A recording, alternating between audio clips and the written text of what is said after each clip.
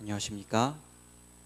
우리 이번 한 주는 아주 황금 연휴로 저희가 추석 연휴와 더불어 꽤 긴 시간 휴가처럼 시간을 아마 보낸 것으로 생각이 됩니다. 우리 추석 명절 우리 가족들과 행복한 시간 보내셨습니까? 네, 오늘 우리들의 가정과 또 우리들의 삶 속에 우리 하나님께서 크게 축복 더하시는 안식일이 되기를 간절히 소망합니다.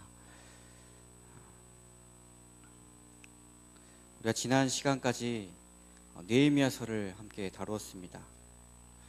비록 과거에 나라의 주권을 빼앗겼어도 하나님의 섭리로 다시 돌아와서 성전을 재건하고 또 성벽을 재건하고 하나님을 예배하면서 살 수 있는 그런 사회, 하나님 중심으로 살아가는 다시 회복된 사회로 돌아간 것을 우리가 지난 시간까지 확인을 했습니다. 이렇게 느헤미야, 에스라서 또 느헤미야서를 읽고 나서 마지막으로 구약에서 살펴봐야 할 부분이 바로 말라기입니다. 오늘은 말라기서를 좀 함께 나누려고 합니다. 이 창세기부터 출애굽기, 민수기, 여호수아, 사사기, 사무엘 상하, 열왕기 상하, 에스라, 느헤미야는 우리 교우님들을 지금까지 함께 공부하신 것처럼 아시는 것처럼 긴 하나의 구약의 큰 줄기 역사를 다룬 역사서 부분들입니다. 창세기부터 시작해서 느헤미야에 이르기까지 역사적인 부분들만 다룬 책이 이 부분이고요. 오늘은 그 느헤미야서를 저번 주에 했기 때문에 느헤미야서와 관련된 그 비슷한 시기 가운데 선지서 가운데 마지막 다룬 이 책인 이 말라기서를 살펴보려고 합니다. 말라기는 느헤미야가 예루살렘 성벽을 다 완성하고 나서 약 10년 이후의 사건으로 봅니다. 에스라와 느헤미야를 통하여 세 차례에 걸쳐서 포로들이 귀향을 하고요.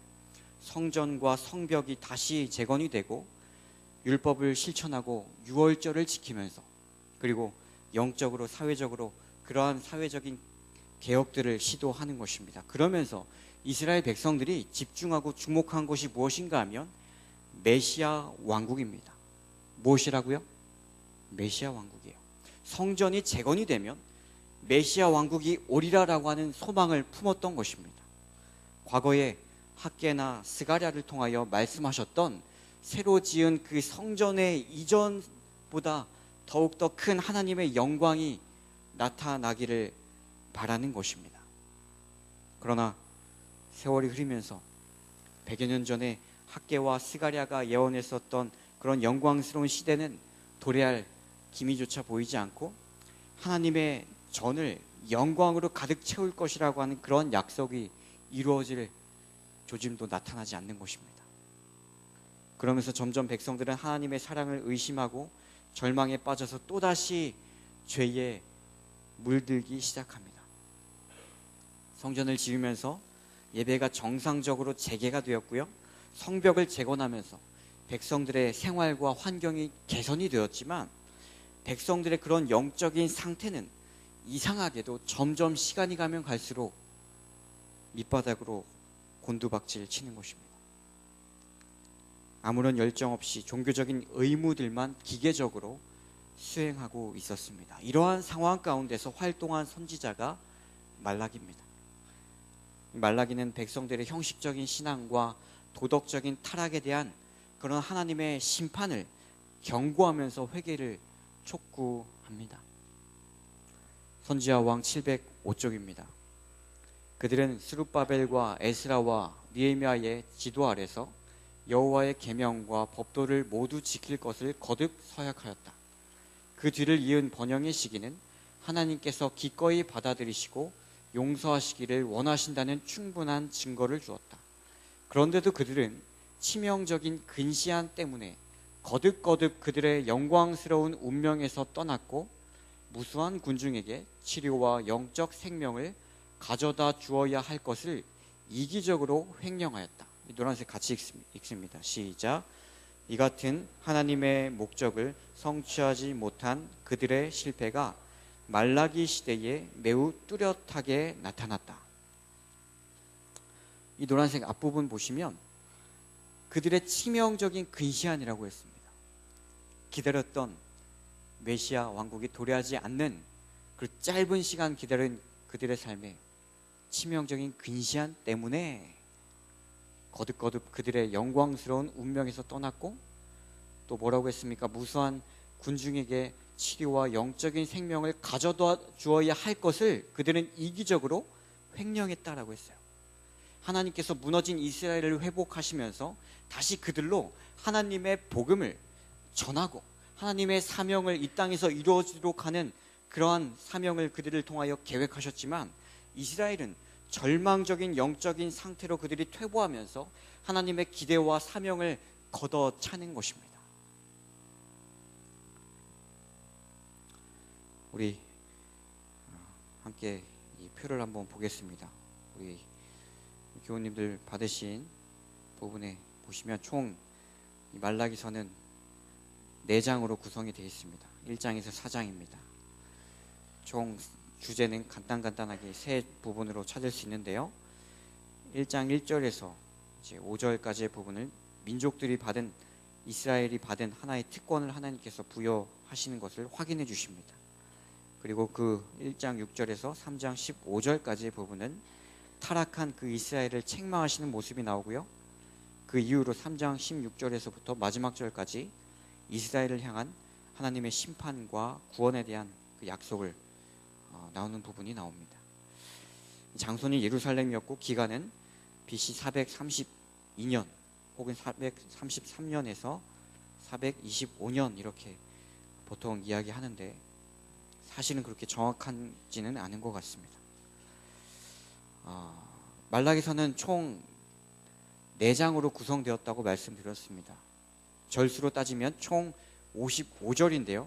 그 55절 가운데서 47절, 47절이 하나님께서 직접적으로 말씀하시는 하나님의 대사가 바로 47절입니다. 퍼센테이지로는 85.4%라고 말하는데, 이 비율은 모든 예언서 가운데서 하나님께서 직접 말씀하시는 비율이 가장 높은 비율입니다. 왜 그렇습니까?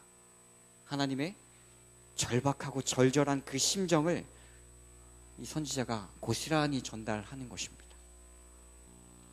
함께 말라기서 1장 1절을 같이 한번 읽어보겠습니다. 1장 1절입니다. 여호와께서, 시작. 여호와께서 말라기로 이스라엘에게 말씀하신 경고라라고 했습니다. 말라기서는 마지막 시작을 하면서 하나님께서 말라기로 이스라엘에게 말씀하신 경고라라고 했어요. 이 구약의 마지막 책, 이 말라기, 구약을 끝내고 신약을 시작하는 그 사이에는 이 말라기가 말하는 바는 경고의 기별로 시작하는 것입니다. 1장 2절입니다. 여기도 한번 같이 한번 읽어보겠습니다. 여호와께서, 시작. 여호와께서 가라사대 내가 너희를 사랑하였노라 하나 너희는 이르기를 주께서 어떻게 우리를 사랑하셨나이까.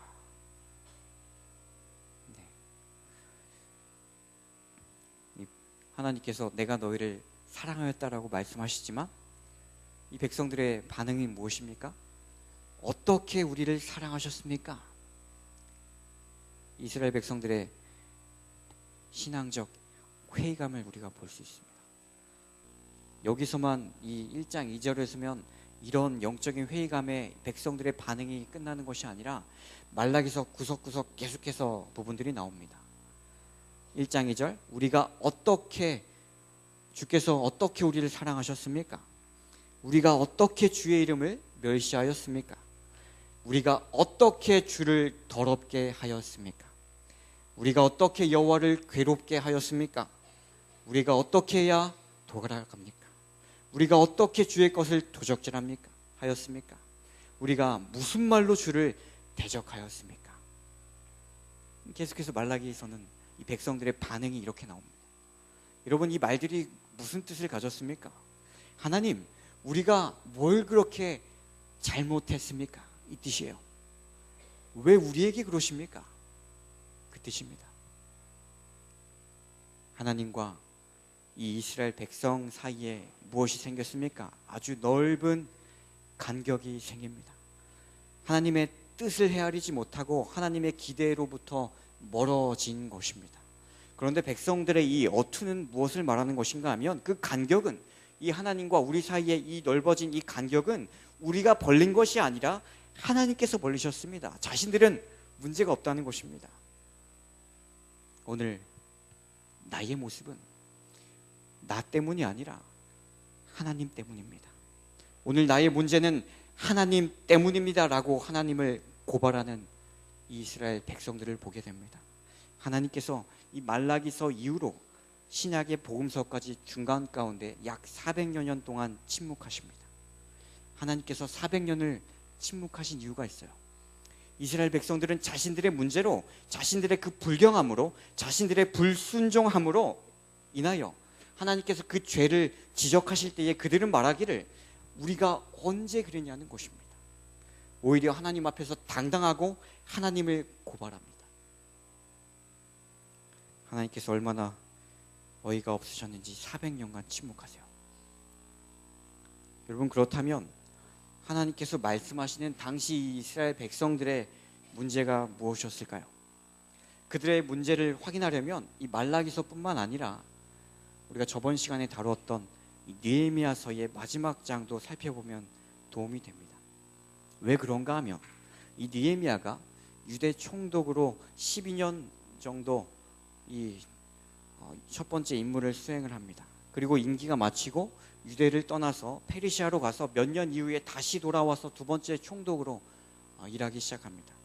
그런데 이 느헤미야가 유대를 떠난 그 사이에 안타까운 사건이 일어나고 다시 느헤미야가 돌아와서 일어난 그 문제들을 수습하는 이야기가 느헤미야 마지막 장인 13장에 나옵니다. 그리고 이 느헤미야 13장에서 나오는 같은 이 문제가 말라기서에서도 반복적으로 제시가 됩니다. 그렇다면 당시 이 백성들의 문제가 무엇이었는지 함께 말라기서와 느헤미야서를 함께 살펴보겠습니다. 문제는 세 가지 정도로 볼 수 있는데, 먼저 첫 번째입니다. 제사장들이 불패했어요. 말라기서 1장 6절에 있는 말씀을 같이 한번 읽습니다. 내 이름을 시작.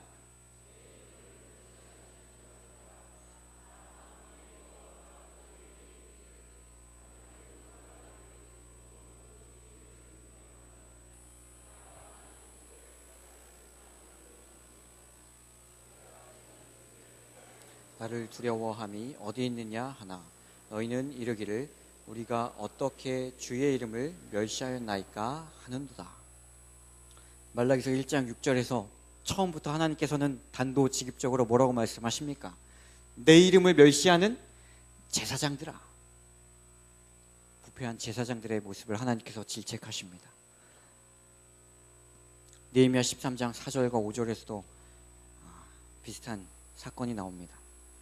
이전에 우리 하나님의 전 골방을 맡은 제사장 엘리야십이 도비야와 연락이 있었으므로 도비야를 위하여 한 큰 방을 갖추었으니 그 방은 원래 소재물과 유향과 또 기명과 레위 사람들과 노래하는 자들과 문지기들에게 11조로 주는 곡물과 새 포도주와 기름과 또 제사장들에게 주는 거제물을 두는 곳이라 라고 했습니다. 여러분, 이 이야기가 이해가 되시죠? 느헤미야가 없는 동안 있었던 일입니다. 없는 동안 이 대제사장 엘리야십이 성전에서 가장 좋은 방을 누구에게 내주었는가 하면 도비야라고 하는 사람에게 만들어서 좋은 방을 아주 잘 꾸며서 내주었습니다. 그리고 도비야는 그곳을 거처로 사용했어요. 이 도비야가 누군가? 느헤미야 2장 10절에 호론 사람 산발락과 종되었던 암몬 사람 도비야라고 표현을 했는데, 예루살렘 성벽을 재건할 때 가장 선봉에 서서 뭐한 사람입니까? 방해에 있었던 이 방해꾼들입니다. 이방 사람들이죠. 호론 사람 산발락, 그리고 암몬 사람 도비야. 그 도비아입니다. 이 느헤미야가 출타한 사이에 예루살렘 성벽을 쌓는데 선봉에 서서 방해했었던 이 도비아가 예루살렘 성읍 안으로 들어왔을 뿐만 아니라 성전 안에서 거처를 얻는 데 성공을 하는 것입니다. 더욱이 그 방이 어떤 방인가 하면 백성들의 헌물과 예물을 보관하기 위하여 성별한 곳인데, 그곳에 이방인을 들여놓고 그리고 이스라엘에 대항하는 가장 강력한 대적을 불러들여서 그 방을 내주는 이러한 신성 모독은 이전에서도 없었던 사건이었습니다. 이 느헤미야가 돌아오고 나서 깜짝 놀란 이런 일들을 당시 대제사장 엘리야십은 아무렇지도 않게 행한 것입니다. 이 제사장들이 심히 부패했다라고 말해요. 또 하나님께서 계속해서 말라기서에서 이렇게 말씀하십니다. 너희가 더러운 떡을 나의 단에 드리고도 말하기를 우리가 어떻게 주를 더럽게 하였나이까 하는도다. 이는 너희가 주의 상은 경멸히 여길 것임이라 말함을 인함이니라. 8절 같이 읽습니다. 시작. 만군의 여호와가 이르노라. 너희가 눈먼 희생으로 드리는 것이 어찌 악하지 아니하며 저는 것 병든 것으로 드리는 것이 어찌 악하지 아니하냐. 이제 그것을 너희가 총독에게 드려보라. 그가 너를 기뻐하겠느냐 너를 간합하겠느냐. 더러운 떡을 단에 드리고도 눈먼 희생을 드리는 것입니다.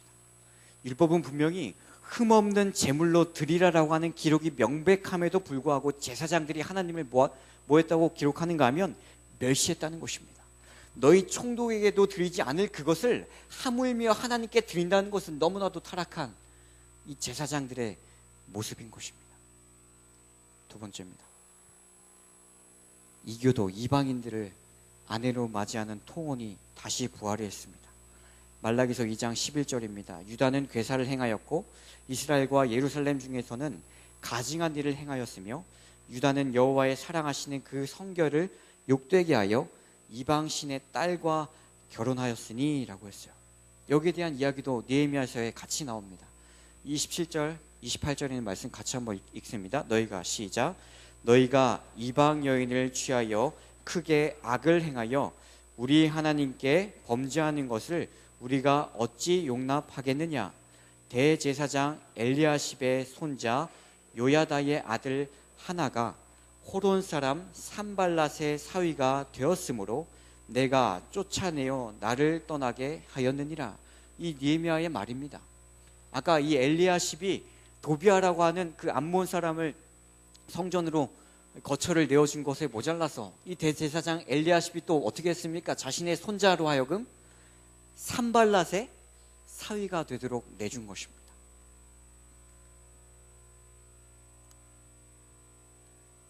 세 번째입니다. 11조와 봉헌 제물에 대하여 이 백성들이 전혀 무감각하고 무관심했습니다. 말라기 3장 8절입니다. 사람이 어찌 하나님의 것을 도적질하겠느냐. 그러나 너희는 나의 것을 도적질하고도 말하기를 우리가 어떻게 주의 것을 도적질하였나이까 하도다. 이는 곧 11조와 헌물이라. 여기에 대한 사건도 느헤미야서에 또 나옵니다. 여기 한번 같이 한번 읽겠습니다. 10절부터 있는 말씀. 내가 또 시작. 내가 또 알아본즉 레위 사람들의 받을 것을 주지 아니하였으므로 그 직무를 행하는 레위 사람들과 노래하는 자들이 각각 그 전리로 도망하였기로 내가 곧 레위 사람을 불러 모아 다시 그 처소에 세웠더니 이에 온 유다가 곡식과 새 포도주와 기름의 11조를 가져다가 곳간에 드림으로 라고 했어요. 성전에서 레위인들이 점점 사라지게 됐고요. 성전 봉사가 점점 소홀하게 여겨졌습니다. 그런데 이제 페르시아에서 돌아온 느헤미야가 그 사건을 알아본 결과 레위인들이 점점 없어지는 것입니다. 그 없어진 이유를 보니까 백성들이 11조가 드려지지 않았기 때문임을 느헤미야가 확인을 했어요. 그리고 레위인들은 이 11조와 첫 열매를 받아서 생계를 유지하는데 백성들이 그것들을 드리지 않았기 때문에 레위인은 성읍이나 마을에 나가서 밭에서 생계를 위하여 일할 수밖에 없었고, 성전 봉사는 당연히 소홀해질 수밖에 없었습니다. 타락한 제사장들의 모습, 그리고 제사와 제물, 그리고 11조와 이 봉헌물에 소홀해지는 이러한 이스라엘 백성들의 부패한 모습을 보면서 여러분 정말 안타까운 게 무엇일까요? 세 가지를 살폈어요. 타락한 제사장들, 그리고 이방인과의 통혼, 그리고 11조와 봉헌 제물에 대한 백성들의 무관심한 모습. 이런 모습을 보면서 정말 안타까운 게 무엇인가? 여러분, 포로 시대 전에는 어떻습니까? 형식이 있었습니까? 형식이 존재했습니다. 그런데 무엇이 없었어요? 예배를 드리고 제사는 무엇이 없었습니까? 마음이 없었습니다. 그런데 포로 시대 이후는 어떻습니까? 모든 것이 회복이 되고 성전도 회복이 된, 성벽도 회복이 된 이 지금 말라기 시대, 포로 시대 이후의 모습은 마음은 물론 없고요, 무엇도 없는가 하면 형식에도 문제가 있는 것입니다. 오히려 이스라엘 백성들이 바벨론으로 사로잡혀 가기 전보다 더욱더 형식도, 그들의 마음도 사라진 그 신앙의 회의감을 가진 아주 안타깝고 부패한 그러한 모습으로 되돌아간 것뿐만 아니라 더욱더 타락한 것입니다. 주께서 어떻게 우리를 사랑하셨습니까? 우리가 어떻게 주의 이름을 멸시했습니까? 우리가 어떻게 주를 더럽게 하였나이까? 우리가 어떻게 여호와를 괴로우시게 하였나이까? 우리 사랑하는 교우님들, 오늘 우리는 어떻습니까? 오늘 우리들의 신앙에 이러한 이렇게 형식이든 마음이든, 우리는 과거에 예수님 오시기 전에 이스라엘 백성들의 상태와 오늘 우리들을 비교했을 때 어떻습니까? 당연히 지켜야 할 안식일을 준수하는 것, 당연히 드려야 할 11조와 헌물에 대한 헌신, 그리고 예배드리는 오늘 우리들의 마음과 정성에 있어서 과연 이 말라기 시대의 백성들에 비하여 우리들의 예배와 예배자의 헌신과 예배자의 마음이 과연 더 옳고 바르다라고 할 수 있습니까? 우리가 어떻게 주의 이름을 멸시하였나이까? 우리가 어떻게 주의 것을 도적질하였나이까? 저는 이 말라기서와 함께 오늘 우리가 이 마지막 때에 반드시 살펴보아야 할 요한계시록의 말씀을 소개해 드리려고 합니다. 계시록 3장에서 7교회에게 보내는 편지 가운데 특별히 라우디게아 교회에게 보내는 편지입니다. 같이 한번 읽습니다. 3장 17절 18절 시작. 내가 말하기를 나는 부자라 부유하여 부족한 것이 없다 하나 내 곤고한 것과 가련한 것과 가난한 것과 눈먼 것과 벌거벗은 것을 알지 못하도다. 내가 너를 권하노니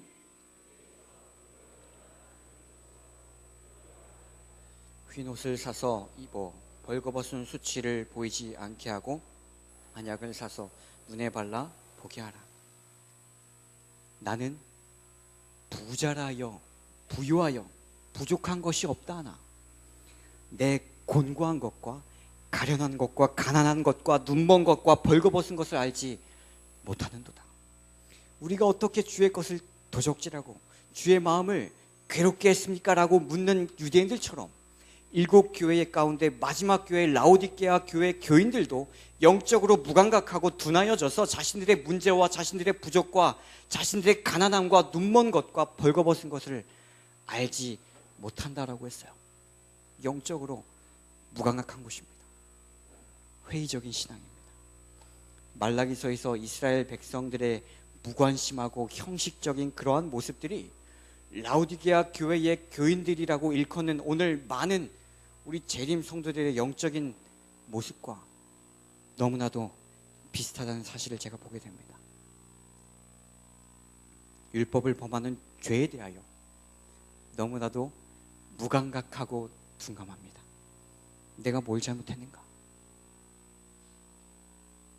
오늘 이 안식일 진리의 성령께서 오늘 우리들의 부족하고 불순한 마음에 따스한 성령의 빛을 비춰주셔서 우리들의 자아가 깨어지고 다시 한번 하나님 앞에 회개와 겸비한 마음으로 다가가는 저와 여러분이 되기를 간절히 소망합니다.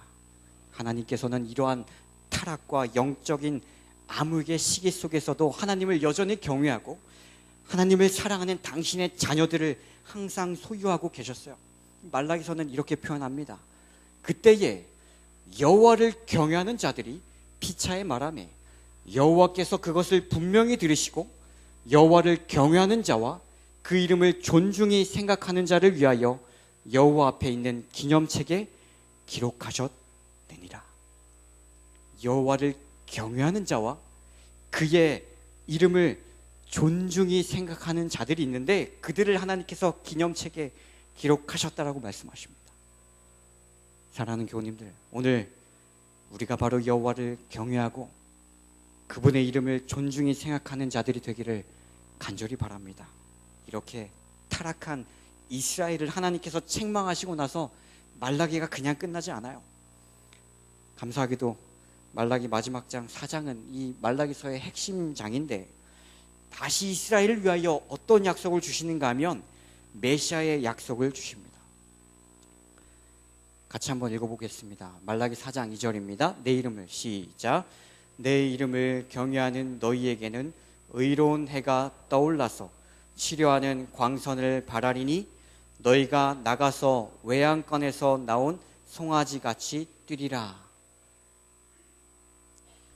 그 다음 5절도 한번 같이 읽어볼까요? 보라 시작. 보라 여호와의 크고 두려운 날이 이르기 전에 내가 선지 엘리야를 너희에게 보내리니.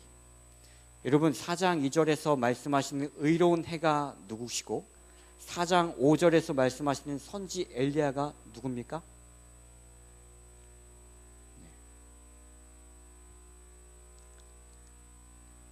이 부분에 대해서 제가 유인물에 드렸습니다. 마지막 부분에 드렸는데 성경절을 가지고 교우님들께서 확인해 보시기 바랍니다. 의로운 해는 누구시고 선지 엘리야는 누구신지 성경을 통해 확인하시기 바랍니다. 마무리하겠습니다. 마지막으로 말라기서 1장의 말씀으로 돌아가서 마무리를 하겠습니다.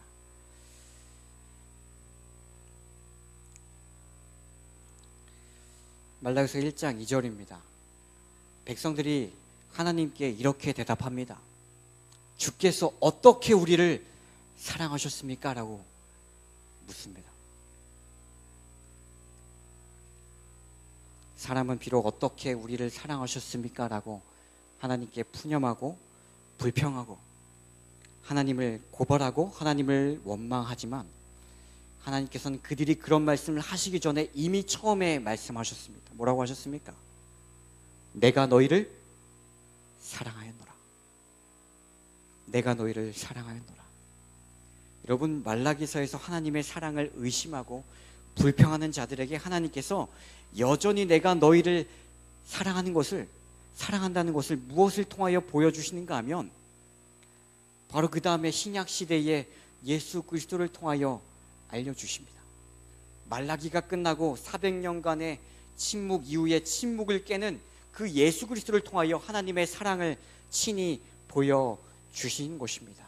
어떻게 우리를 사랑하셨습니까? 라고 하는 그 질문 가운데 복음서는 이렇게 대답합니다. 같이 읽습니다. 시작.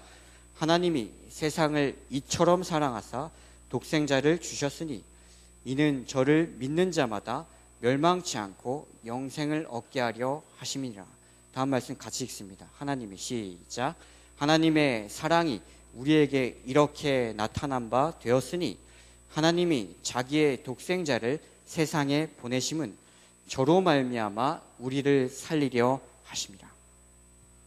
백성들이 하나님 어떻게 우리를 사랑하셨습니까? 라고 하는 질문에 복음서는 계속해서 말해주기를 하나님이 세상을 이처럼 사랑하사 독생자를 보내주셨다. 하나님의 사랑이 우리에게 이렇게 나타난 바 되었으니 하나님의 자기의 독생자를 세상에 보내심은 저로 말미암아 우리를 살리려 하심이라. 사랑하는 교우님들, 때때로 우리가 하나님의 사랑을 의심하고 불평하게 될 때가 있습니다. 그러나 그럴 때 하나님께서 예수 그리스도의 십자가를 보여주시고 그 십자가를 통하여 우리가 하나님의 사랑을 기억할 수 있도록 하시는 것입니다. 사람들은 하나님께 부패하고 하나님에 대하여 반역하지만 하나님께서는 여전히 사랑하신다라고 약속하셨어요.